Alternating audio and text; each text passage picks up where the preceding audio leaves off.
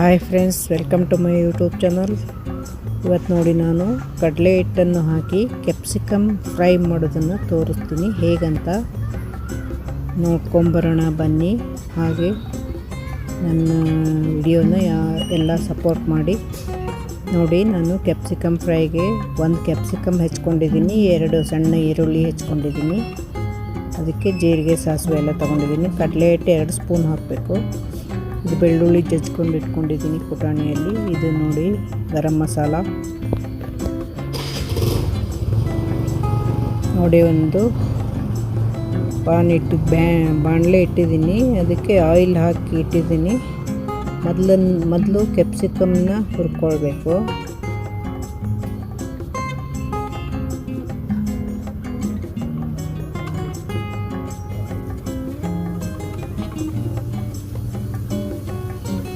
ನೋಡಿ ಚೆನ್ನಾಗಿ ಹುರ್ಕೊಳ್ಬೇಕು.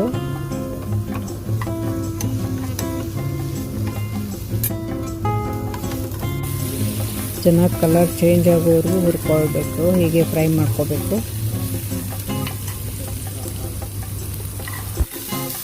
Colour change ಆಗೋವರೆಗೂ ಹಾಗೆ ಫ್ರೈ ಮಾಡ್ಕೊಳ್ತಾ ಇರಬೇಕು. ನಂತರ ಅದನ್ನು ಒಂದು ತಟ್ಟೆಗೆ ತೆಗೆದಿಟ್ಕೋಬೇಕು. ಫ್ರೈ ಮಾಡಿದ ನಂತರ ಈಗ ನೋಡಿ ಫ್ರೈ ಆಗಿದೆ. ಒಂದು ತಟ್ಟೆಗೆ ತೆಗಿತಾ ಇದ್ದೀನಿ ನೋಡಿ. ಈಗ ಒಂದು ತಟ್ಟೆಗೆ ತೆಗೆದಿದ್ದೀನಿ. ನಂತರ ಈಗ ಬಾಣಲೆಗೆ ಆಯಿಲ್ ಹಾಕ್ಕೊಂಡು ಒಗ್ಗರಣೆ ಕೊಟ್ಕೋಬೇಕು. ಆಮೇಲೆ ಪುಟಾಣಿಯಲ್ಲಿ ಜಜ್ಜಿಟ್ಟಿರೋ ಬೆಳ್ಳುಳ್ಳಿ ಕೂಡ ಹಾಕಿದ್ದೀನಿ.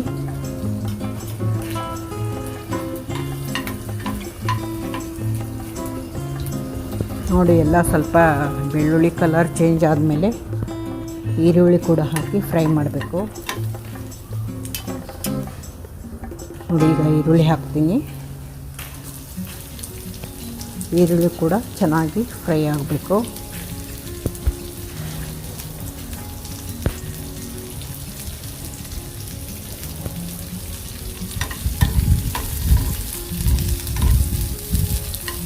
ನೋಡಿ ಚೆನ್ನಾಗಿ ಫ್ರೈ ಆಗಿದೆ. ನೋಡಿ ಈಗ ಸ್ವಲ್ಪ ಕಲರ್ ಚೇಂಜ್ ಆಗಿದೆ.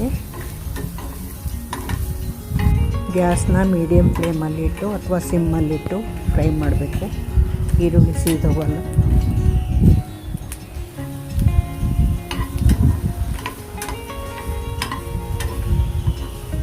ನೋಡಿ ಎಲ್ಲ ಚೆನ್ನಾಗಿ ಫ್ರೈ ಆಗಿದೆ. ಈಗ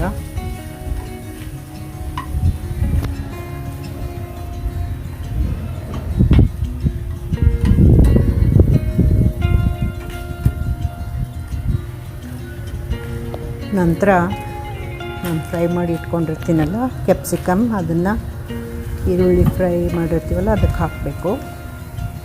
ಹಾಕಿ ಚೆನ್ನಾಗಿ ಎರಡು ಮಿಕ್ಸ್ ಮಾಡಬೇಕು.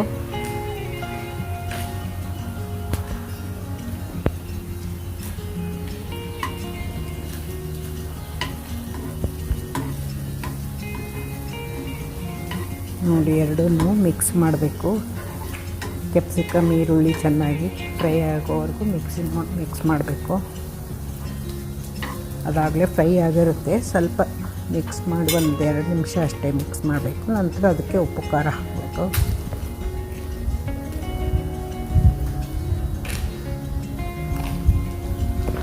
ರುಚಿಗೆ ತಕ್ಕಷ್ಟು ಸಾಲ್ಟ್ ಹಾಕಬೇಕು.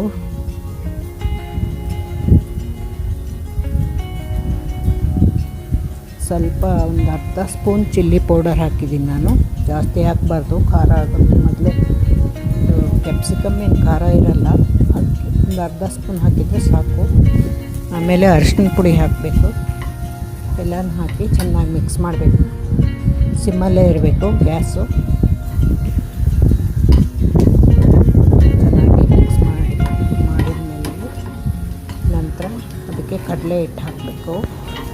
ನೋಡಿ ಹೀಗೆ ಮಿಕ್ಸ್ ಮಾಡ್ತಾಯಿದ್ವಿ. ಚೆನ್ನಾಗಿ ಮಿಕ್ಸ್ ಆಗಿದೆ. ಈಗ ಖಾರ ಉಪ್ಪು ಎಲ್ಲ. ಸ್ವಲ್ಪ ಗರಂ ಮಸಾಲ ಹಾಕಬೇಕು. ಸ್ವಲ್ಪ ಹಾಕಬೇಕು, ಜಾಸ್ತಿ ಏನು ಬೇಡ. ಜಾಸ್ತಿ ಮಸಾಲೆ ಆಗುತ್ತೆ. ಸ್ವಲ್ಪನೇ ಒಂದೇ ಕ್ಯಾಪ್ಸಿಕಮ್ ಮಾಡಿರೋದ್ರಿಂದ ಸ್ವಲ್ಪ ಗರಂ ಮಸಾಲ ಹಾಕಿದರೆ ಸಾಕು.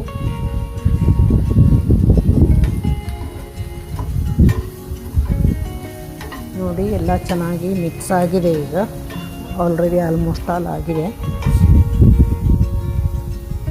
ಇವಾಗ ಇದಕ್ಕೆ ಕಡಲೆ ಹಿಟ್ಟು, ಬೇಸನ್ ಹಿಟ್ಟು, ಕಡಲೆ ಹಿಟ್ಟು ಅಂದರೆ ಬೇಸನ್ ಹಿಟ್ಟು, ಬಜ್ಜಿ ಮಾಡ್ತೀವಲ್ಲ ಆ ಹಿಟ್ಟು 1-2 ಸ್ಪೂನು ಮೇಲೆ ಉದುರಿಸಿ ಮತ್ತೆ ಎಲ್ಲ ಮಿಕ್ಸ್ ಮಾಡಬೇಕು.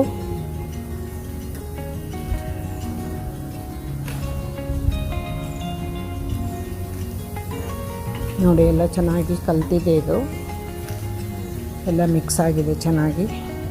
ಈಗ ಇದಕ್ಕೆ ಕಡಲೆ ಹಿಟ್ಟು ಹಾಕ್ತಾಯಿದ್ದೀನಿ. ಇದಕ್ಕೆ ಬೇಸನ್ ಕೂಡ ಅಂತಾರಲ್ಲ ಅದು.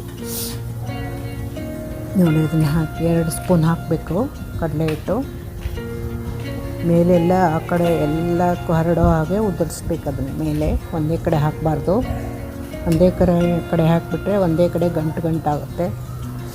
ಆದ್ದರಿಂದ ಈಗ ಎಲ್ಲ ಕಡೆ ಸ್ಪ್ರೆಡ್ ಆಗೋ ಹಾಗೆ ಉದುರಿಸಿ ಮಿಕ್ಸ್ ಮಾಡಬೇಕು. ನಾನು ಇದರಿಂದ ಟೀಸ್ಪೂನಿಂದ 2 ಸ್ಪೂನ್ ಹಾಕಿದರೆ ಸಾಕು. ಜಾಸ್ತಿ ಕ್ಯಾಪ್ಸಿಕಮ್ ಹಾಕಿ ಮಾಡ್ತಿರಲ್ಲ 2-3, ಅದಕ್ಕೆ ಇನ್ನೂ ಸ್ವಲ್ಪ ಜಾಸ್ತಿ ಹಾಕೋಬೇಕು, ಇನ್ನೊಂದು ಸ್ಪೂನು. ಇದಕ್ಕೆ 2 ಸ್ಪೂನ್ ಸಾಕು.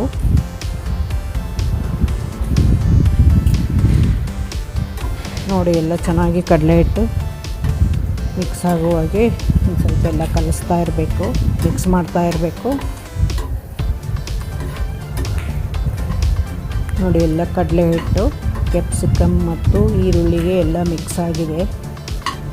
ಅದು ಒಂಥರ ಟೇಸ್ಟ್ ಕೊಡುತ್ತೆ ಕಡಲೆ ಹಿಟ್ಟು ಹಾಕಿದರೆ.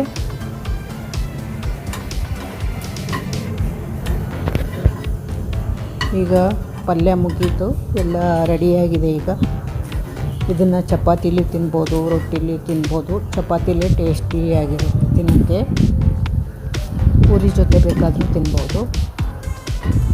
ನೋಡಿ ಲಾಸ್ಟಲ್ಲಿ ನಿಂಬೆಹಣ್ಣು ಹಿಂಡಬೇಕು. ಈಗ ರೆಡಿಯಾಗಿದೆ ನೋಡಿ ಪಲ್ಯ.